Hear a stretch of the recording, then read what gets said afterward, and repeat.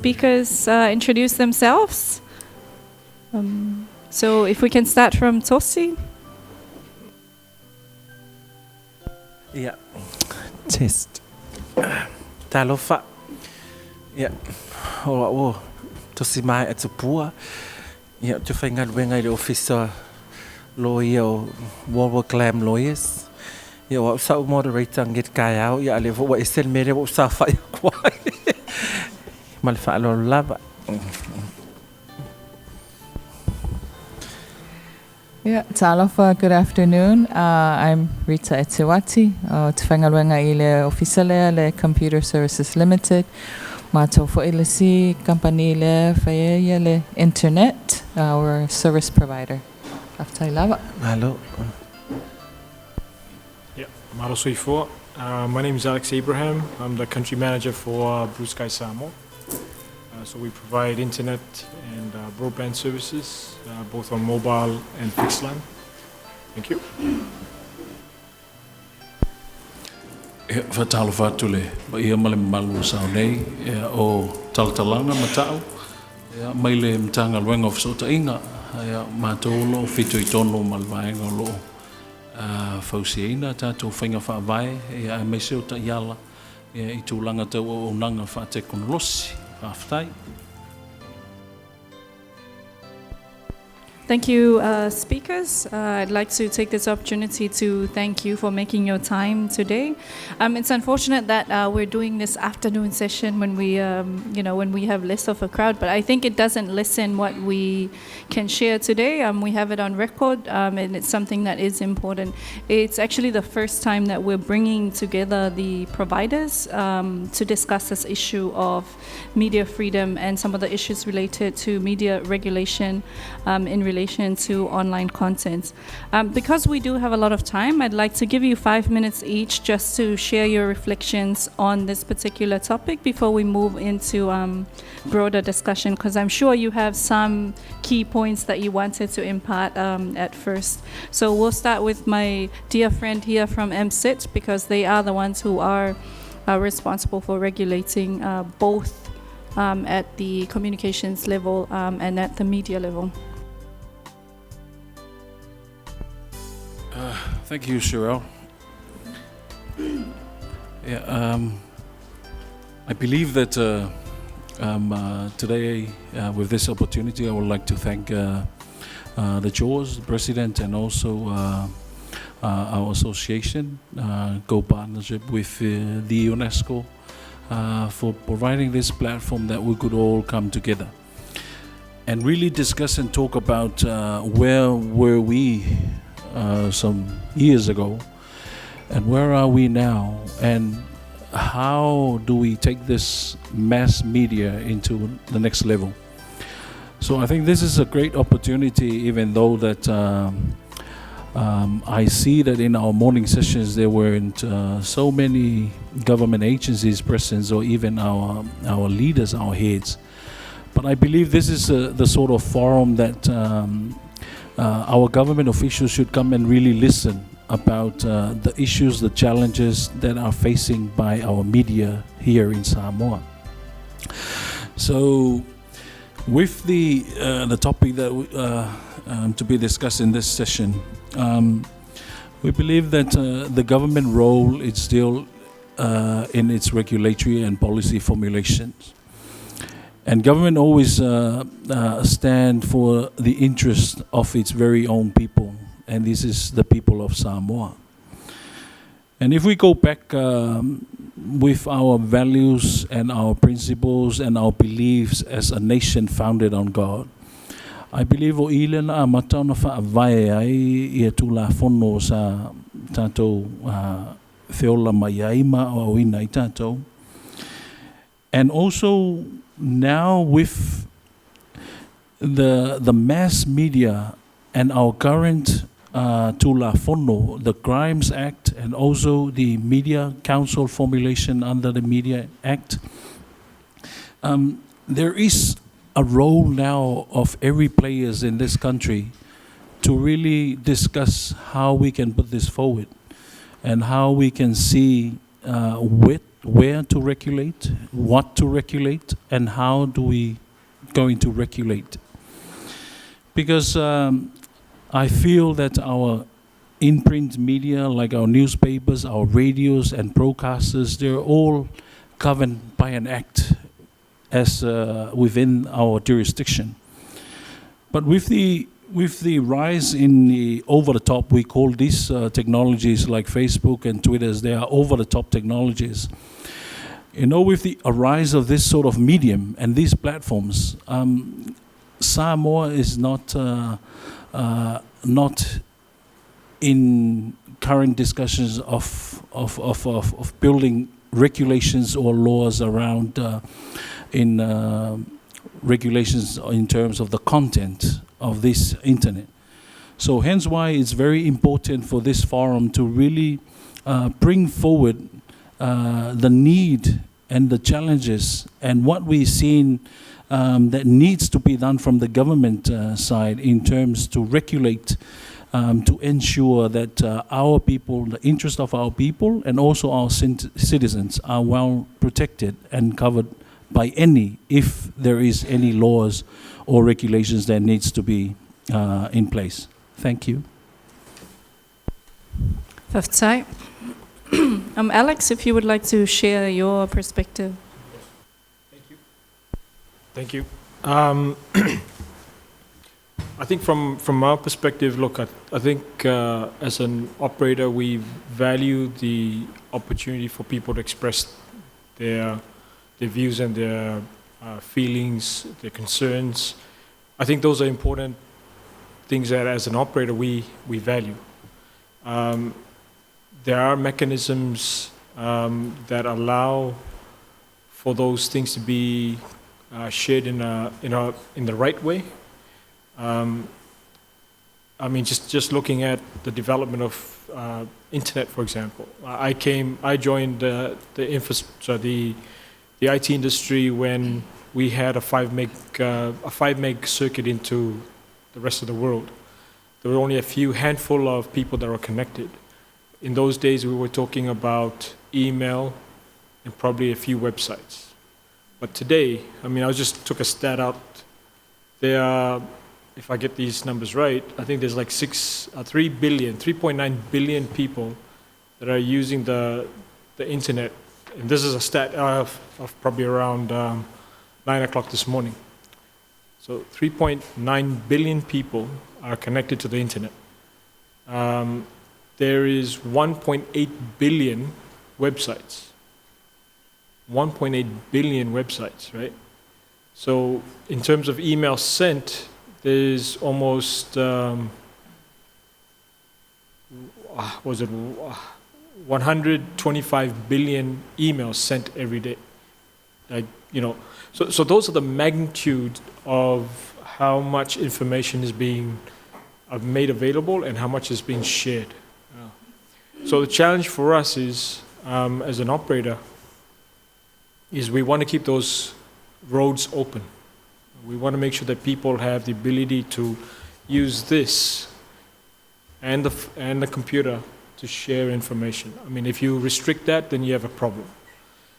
I think that what the press, I mean, thank you very much for this forum because unfortunately there's not many people here, but I think it's a very poignant to understand that the journalists play an important role in sharing and disseminating information and making sure that, as Trump would call it, fake news doesn't filter through.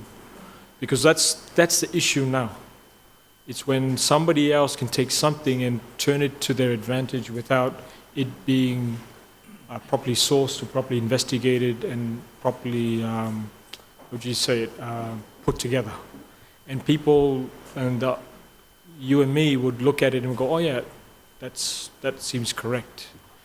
And then you have the extremes, right? So we all know the extremes where people put some very strong views out there. And so what can we do around it? Now the challenge is some of these things are beyond Samoa's territory, things that we cannot control. You are following the rights, the rules and regulations of other countries. So you end up having jurisdictional issues. So things in Samoa, if someone complains that this person has been saying this and that, and they've been doing this and that, we can take action. But if it's something outside of Samoa, that throws in a whole new ballgame, which is a problem.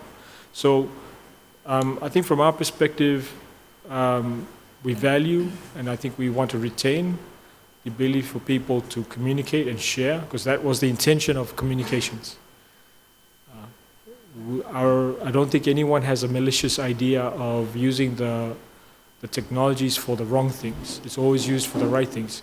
If you look at Facebook today, it's gone from sharing things about your home, sharing with family, to sharing businesses. You know, people have opportunities to start up businesses, to share viewpoints. And so if you start to block that, the ramifications are a lot more than just stopping people from communicating. It actually may even have an impact on businesses not being able to operate and touch places that you previously couldn't.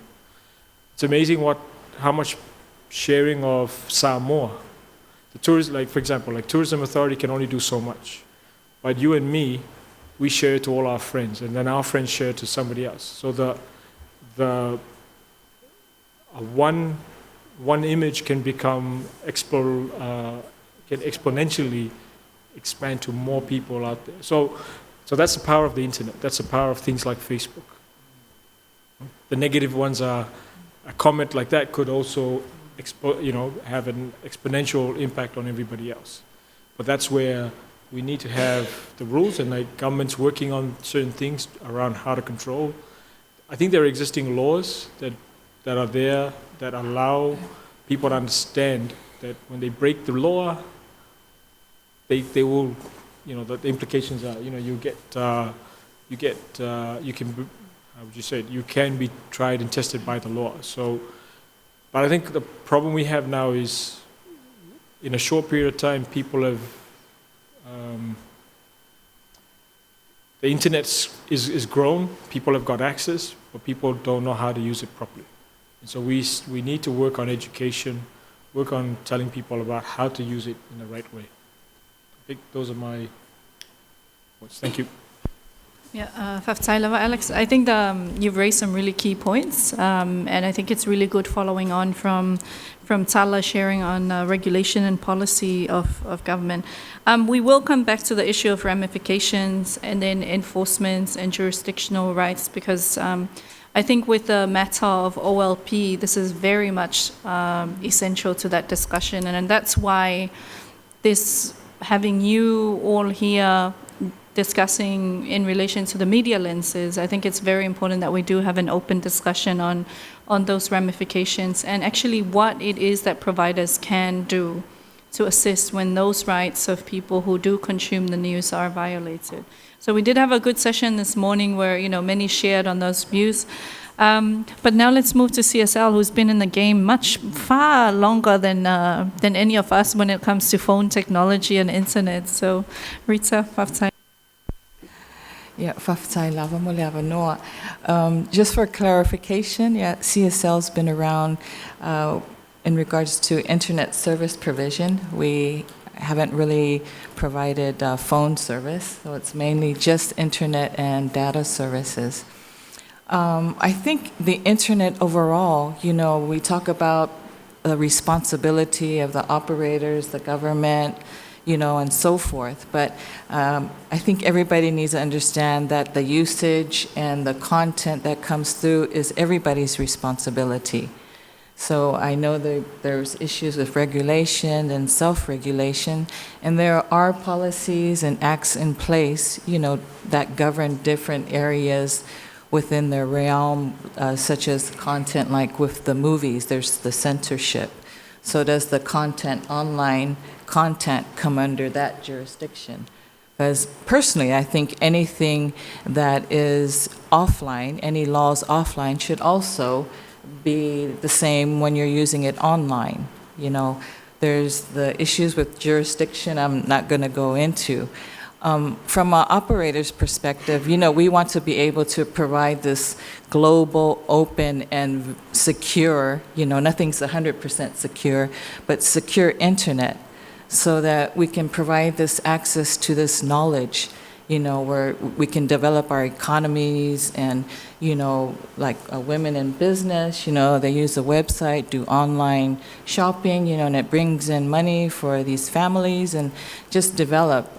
There's lots of ways to do that. There's a lot of work ahead of us, but again, we lack in resources. It's always been an issue, the lack in resources, lack in capacity building in various areas, internet usage, content availability, there's a lot of things. The internet in general, I think people don't understand. It may be simple on how you get it, but the complexity of it, it's this multi-stakeholdership model where you have the enablers, which is like the government and these ICANN and Internet Society, the Internet Engineering Task Force. All these enablers allow the internet to work. The providers, like internet access, we're the operators where we allow the internet access. But then you have content providers, which there's media online, you have search engines, you have social networks like YouTube, and they all have these responsibilities. Just recently with the Facebook issue and the data protection, a lot of these applications providers have upgraded their terms of service. They're becoming more responsible now because of issues that have happened. They're saying you can report these abuse, they will take them offline. And again, those are out of our jurisdictions, but that is occurring. We haven't had to shut down the internet. I know other governments have done that so that they can block, when it's close to elections, so that there isn't this campaigning for particular people, so that, kind of what they're trying to do with the Trump thing, saying that there was this swing because of how they used the data to analyze. Some governments have gone to that respect, and, if the government said, we need to shut down internet access, then that would come down to the operators. But then, again, there's different levels of the internet, and it's a bit complex. I know it's a huge task, and again, we lack in resources all around, the technical resources, policy resources, just resources in general in Samoa. But again, back to the media, the media and society, the internet has a huge, or online media, it is a huge impact on them. And again, there's the personal freedoms and rights, this online media, it's a huge impact in that area. And but again, there's different key drivers, again, all together, deal with all these major impacts within the society. So I think I will leave it at that. Thank you. Just for clarification for non-specialists, what's the difference between the operator and the provider? Non-knowledge. Yeah, it could be the same. Like for operator, we're operator providing internet access. So we turn on the switch and you can connect to the internet. And you provide. Yeah, we just provide the access. We provide the road. We provide the road so that you can get to Google to get that information. We don't provide the information. We just provide. So it's a gateway. It's a gateway. So in a sense, we're an internet access provider, the operators. Yeah. You can be both. You can be a content provider if you, say, host websites, which some of us do. We also host websites. So we have a responsibility for those websites that are hosted on our machines, that they are governed within the law of Samoa, etc. Yeah. Okay. Thank you. I'll move on to Tosi, and Tosi has an interesting story because he worked here in the media, and then he went and betrayed us and worked in other countries and earned much more money than us for many, many years, and came back a lawyer. So, I mean, you've worked with Al Jazeera, you've worked with CCTV, you've worked with ABC, so you've seen this impact, and I know you're very much aware of the media issues related to China, and they are having, that's actually a classic example of how internet is fully and controlled by governments. So I'd like to hear your reflections on how you think Samoa can move forward in this particular era of advanced access to information, and being from that media background. Okay, thank you, Sherelle. Yes, when I worked for CCTV 9 in China, there was a lot of censorship, particularly because the government of China does not want any bad, let's put it that way, there's bad news about China, because they want to put that image of China out as this country in the world that, that's always doing good things and good deeds. When I worked for CCTV 9, there are things that you cannot say. For instance, you cannot refer to North Korea as North Korea. You must refer to it as the Diplomatic Republic of Korea. Now, if you all know, North Korea is not a democratic country per se. And also, North Korea is, it's a very strong ally of the People's Republic of China. So those are some of the things. And we also have to be very careful because, you write your story and then it goes to the government watchdog, and then it goes to the senior censor, and then it goes to the government editor. So by the time your story comes back to you, it's all rewritten according to how they want your news to be, presented. So again, wakulai dungala file news or sui akwa in script, the whole script is changed to how they want you to present it from the People's Republic of China's government wants, how they want you to say it. So that's, but you can understand that's how they do things in China. China does not like Facebook, full stop.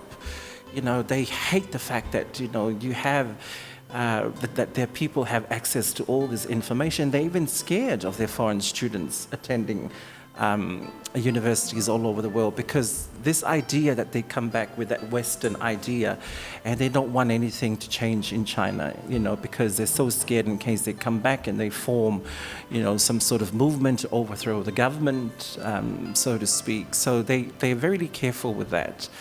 So China is a very interesting country. But having said that, the people in China, they can still access Facebook, So regardless of how much the government want to, prevent people from accessing, the social media and that, people can still get it. People can still get it. So the question is, how can you regulate it? It's really hard. I don't think any government can regulate social media. And that's the problem China is now facing, because, China has got so many millionaires in the country, and, they can purchase anything they want because they've got the money to do it. So that's the problem, that the Chinese government is having at the moment because they cannot regulate, social media. They've come up with what they call QQ and WeChat. But you still see a lot of people criticizing, the government of China through, because when they shut down Facebook, they brought on WeChat, which is China's version of Facebook. And the idea was to prevent people from saying all these negative things about the government. But if you go on WeChat, you still see a lot of Chinese criticizing their own government. So the question of whether we can regulate it, well, the easy answer is good luck. I don't think we can do that. I mean, in terms of Samoa, I know the government would never shut down Facebook. I mean, because, Tula Epa is not a stupid man. He knows, he weighs it up. There's more benefits to Samoa in terms of our tourism industry, as the CEO of Blue Sky mentioned earlier, is that, people share this on the, so instead of, because we all know that our Samoa Tourism Authority doesn't have the budget to advertise Samoa overseas. So this is the only way we can, through sharing this information on the social media platform. And, the government should also have a Facebook page to push the agenda, because you've got they do? Okay. So I think, social media, Facebook, for instance, and I mean, it has its, just like anything else, it's got its negative, it's also got its positives, but I think you have to weigh it up and see, what benefits Samoa can get from it, and we'll utilize that. I think shutting down Facebook is not going to help anybody. Malo fa, lolo.